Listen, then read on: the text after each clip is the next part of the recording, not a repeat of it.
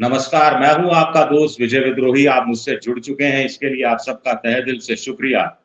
और न्यूज़ नशा के तहत मैं आपसे जुड़ा हुआ हूँ, विजय फैक्टर प्रोग्राम के तहत। इसमें आज मणिपुर के एक अजीब से विजय फैक्टर की बात करेंगे।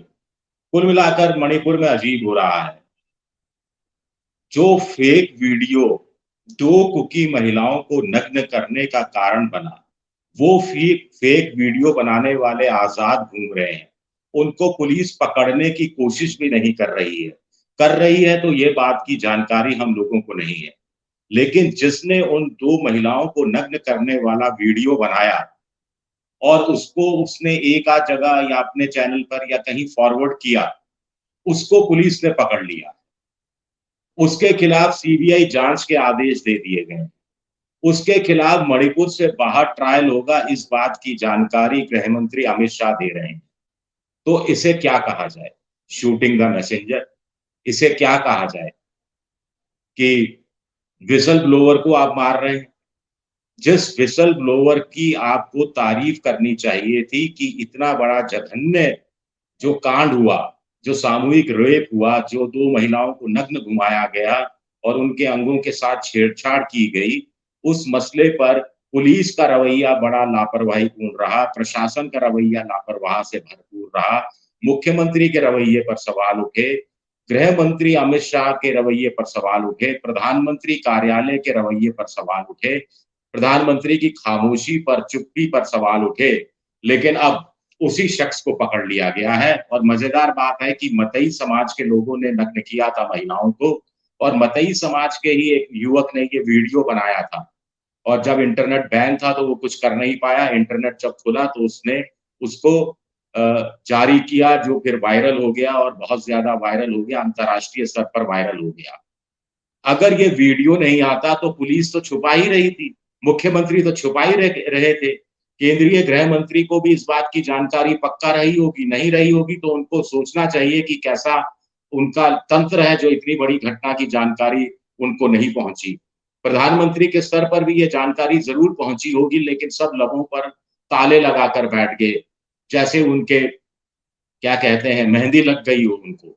और अब उसी युवक को गिरफ्तार किया जा रहा है। अपने आप में ये शर्म की बात है कि जिसने एक्सपोज़ किया, जिसके कारण पुलिस प्रशासन नग्न हुआ, जिसके कारण मुख्यमंत्री का कार्यालय नग्न हुआ, जिसके कारण गृह मंत्रालय नग्न हुआ, जिसके कारण पीएमओ नग्न हुआ और उसी को अब बेइज्जत करने की कोशिश की जा रही है। ये अपने आप में एक बड़ा दिलचस्प और दुखदाई सवाल है। युवक भी मैतेई समाज का था जिसने वीडियो लीक किया। अगर ये वीडियो नहीं बनाया होता, वीडियो अगर संसार में नहीं आता, तो इन मणिपुर की इन 2 महिलाओं के साथ क्या इंसाफ हो सकता था? या मणिपुर की घटना को सरकार और गंभीरता से लेती? कतई नहीं लेती। कांग्रेस को अविश्वास प्रस्ताव लाने की नौबत क्यों पड़ी? विपक्ष को मोटे तौर पर क्यों? क्योंकि प्रधानमंत्री ने चुप्पी साध रखी। तो क्या इस युवक को इसलिए पकड़ा गया कि इसने पोल खोल दी? इसने सबको नंगा कर दिया? क्या इसलिए पकड़ा गया इस युवक को कि इसने मणिपुर सरकार को नंगा कर दिया, मोदी सरकार का पर्दाफाश कर दिया? अब इसके लिए ज़िम्मेदार कौन है? भई एफआईआर पहले दर्ज हो गई थी। एफआईआर पहले दर्ज हो गई थी, पुलिस ने एफआईआर दर्ज कर ली थी। लेकिन पुलिस ने जब एफआईआर दर्ज की तो भी किसी की गिरफ्तारी नहीं होती है और जैसे ही वीडियो सामने आता है तत्काल गिरफ्तारी होती है। अगले 2-3 दिनों में 4-5 लड़के पकड़े जाते हैं। तो पहले ही लापरवाही क्या जानबूझकर बरती जा रही थी? क्योंकि पुलिस में मतई समाज के लोगों का दबदबा है। मुख्यमंत्री खुद मतई के हैं। मुख्यमंत्री की को इस बात की जानकारी थी, उन्होंने क्यों नहीं प्रेशर डाला? सबसे बड़ी बात है कि गृह मंत्री अमित शाह जब पहले मणिपुर के दौरे पर गए थे, तो 6 मामलों को उन्होंने सीबीआई को जांच के लिए सौंपा था, लेकिन इस मामले को जांच के लिए नहीं सौंपा था। क्यों नहीं सौंपा था? किसको बचाने की कोशिश हो रही थी?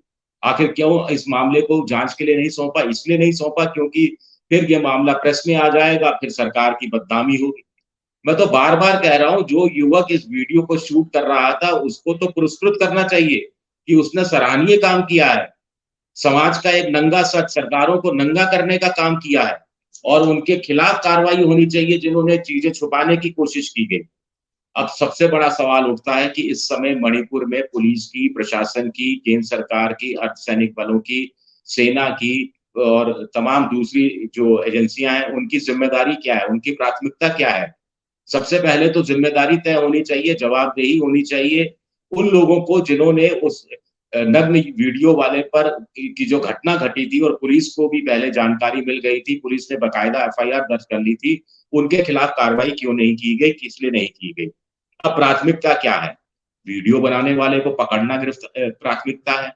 बिल्कुल प्राथमिकता है वीडियो बनाने वाले को पकड़ना, लेकिन उन लोगों को जिन्होंने फेक वीडियो बनाया, भाई पहले एक फेक वीडियो बना, फेक वीडियो सामने आया, फेक वीडियो को देखकर कुछ लोग उत्तेजित हुए मतई समाज के और उन्होंने क्योंकि समाज की महिलाओं के साथ बलात्कार किया बदला लेने के लिए। एक महिला के साथ बलात्कार किया, उसकी हत्या कर दी, उसके भाई और उसके पिता की हत्या कर दी जो उसको बचाने के लिए आए थे, और एक और युवती के साथ को नग्न करके घुमाया गया, जिसके पति का कहना है कि वो करगिल की लड़ाई लड़े थे और सूबेदार के पद पर थे, और करगिल भी इतना खतरनाक नहीं था जितना मणिपुर अब उतना खतरनाक होता जा रहा है। तो प्राथमिकता तो होनी चाहिए उन फेक वीडियो बनाने वालों को पकड़ने की, उनको सजा देने की, उनको अंदर करने की। प्राथमिकता होनी चाहिए शांति व्यवस्था बहाल करने की। प्राथमिकता होनी चाहिए कि मतई और कुकी समाज के बीच बातचीत के और दौर शुरू हो और समस्या का समाधान हो। प्राथमिकता होनी चाहिए शरणार्थी शिविरों का सही ढंग से संचालन हो। प्राथमिकता ये होनी चाहिए कि जिनके घर जले उनके घर सरकारी खर्चे पर नए सिरे से बनाए जाएं। प्राथमिकता इस बात की होनी चाहिए कि जो लोग बाहर चले गए हैं राज्य को छोड़कर उनको वापस लाया जाए, उनके लिए विश्वास का माहौल पैदा किया जाए। प्राथमिकता इस बात की होनी चाहिए कि जिनके घर जल गए उनको मुआवजा, जिनके परिवार में लोग मर गए उनको मुआवजा, उनके परिवार के किसी शख्स को सरकारी नौकरी, ये चीजें प्राथमिकता के आधार पर होना चाहिए। लेकिन आपकी प्राथमिकता क्या है? आपकी प्राथमिकता तो उस लड़के को पकड़ने की है जिसने वीडियो बनाया। और क्यों बनाई? वीडियो बना दिया भाई, क्यों एक्सपोज कर दिया हमको? अच्छा भला हमारा चल रहा था। जैसा कि राहुल गांधी ने कहा कि मणिपुर पर प्रधानमंत्री इसलिए नहीं बोल रहे क्योंकि संघ के लोग और की विचारधारा के कारण और बीजेपी की विचारधारा के कारण ही मणिपुर जल रहा है, और इन लोगों ने ही मणिपुर को जलाया है, तो कैसे बोलेंगे, किस मुंह से बोलेंगे?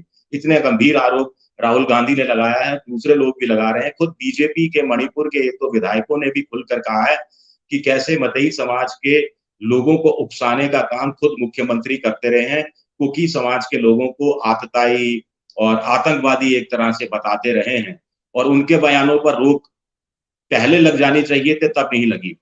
सबसे बड़ी बात है, किसी देश में ऐसा नहीं होता, खासतौर से उन देशों में जहां सूचना का अधिकार लागू है, कि विसल ब्लोअर को ही आप पकड़ के अंदर कर दो कि भाई तूने सीटी बजाई क्यों, तूने हमें जगाया क्यों? हम तो कुंभकर्ण की नींद सोए हुए थे, हम तो मस्त थे, एसी कमरों में सोए हुए थे। खामखा विसल ब्लोअर कर दी, विसल जला ब्लो कर दी, सीटी बजा दी, जगा दिया, प्रेस को बता दिया, विपक्ष को बता दिया, इंटरनेशनल एजेंसीज को बता दिया, हाय हाय बदनामी कर दी हिंदुस्तान की। तो आपका रवैया ये है, शूटिंग द मैसेंजर, जो मैसेंजर है जो सूचना लेकर आया है उसी को गोली मार दो ताकि बात ही खत्म हो जाए। ये किस तरह का रवैया है मणिपुर सरकार का, ये किस तरह का रवैया है केंद्र सरकार का? और अफसोस की बात है कि इस तरह की बातें हो रही हैं। अभी भी मणिपुर को लेकर ऐसा लगता है कि सरकार गंभीर नहीं है। इससे साफ जाहिर होता है कि जब अविश्वास प्रस्ताव पर बहस होगी तो किस तरह बहस को डाइवर्ट किया जाएगा और किस तरह कांग्रेस को जिम्मेदार ठहराया जाएगा, पंडित नेहरू की नीतियों को जिम्मेदार ठहराया जाएगा, और किस तरह सत्ता पक्ष के लोग राजस्थान और छत्तीसगढ़ और बंगाल और कोई दूसरा गैर बीजेपी शासित राज्य में कथित दलित अत्याचार या बलात्कार के केस या महिला अत्याचार, महिला यौन शोषण, इन मामलों को उठाने की कोशिश और उस पर जोर जोर से मेजे थपथपाने की कोशिश, और नाटकीय अंदाज में, जैसा स्मृति ईरानी अपना नाटकीय अंदाज में एक दो दिन पहले बोल रही थी, उस तरह की बातें ज्यादा सामने आएंगी। तो बड़ा ये क्या कर रहे हैं, बार बार रिपीट कर रहा हूं, लेकिन यह निहायत अफसोस की बात है। चलिए, मेरा ये वीडियो देखने के लिए बहुत बहुत शुक्रिया। आप हमसे जुड़े रहने के लिए सब्सक्राइब करें YouTube पर, फॉलो करें Twitter पर और लाइक करें Facebook पर।